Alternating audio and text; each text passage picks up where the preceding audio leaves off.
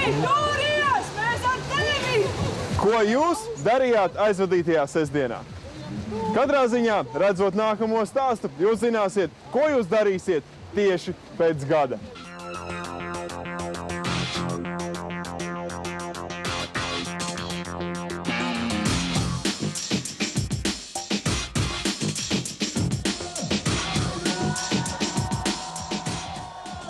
Sporta komplekss 333 un vairāk nekā 1000 dalībnieku.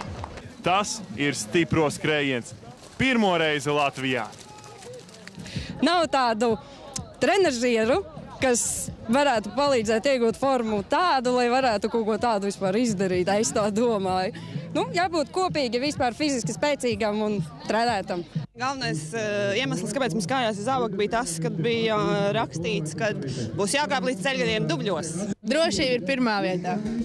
Rezultāts distancē, ja tas tomēr ir vairāk tā for fun. Tas ir tā, čiliņam. Bet baida trasa. Mazliet baida, tomēr. 6 km, nav maz.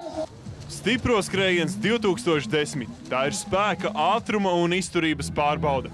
Trases garums nedaudz vairāk par 6 km, taču visas distances garumā ir izveidoti 16 mākslīgi un dabiski šķēršļi. Kā tur ir apakšā? Karsti. Spēks vēl ir? Jāatrod. Vienmēr atradīsies rezerves. Kaut kas sāp? Pēc finiša sāpēs. Rītdien sāpēs. Noskaidrot pirmo stiprāko vīru, dāmu un komandu trasē skrējēji devās ar dažādu vecuma, fiziskā un psiholoģiskās noturības bagāžu. Daudziem tas bija šovs jau no paša sacensību sākuma. Tiem, kuriem šīs sacensības bija rezultāta kvalitāte, ātri vien izrāvās sacensību vadībā, taču vairumam tā bija viena no labākajām pavasara sporta ballītēm.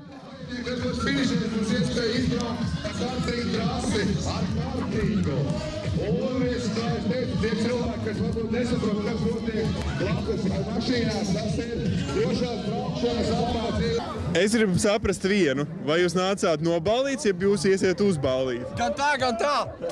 Mēs darbā izsprukām 15 minūtēm tā, lai bišķiņi izkliedēties un tā. Pēc kārtīgi darboja, kārtīgi atpūt. Ok, neprasīšu par darbu, prasīšu, vai ir ērti ar šo visu. Kā redzat, 7 km esam pārvarējuši bez problēmām, ar visādiem kūliņiem, izaicinājumiem.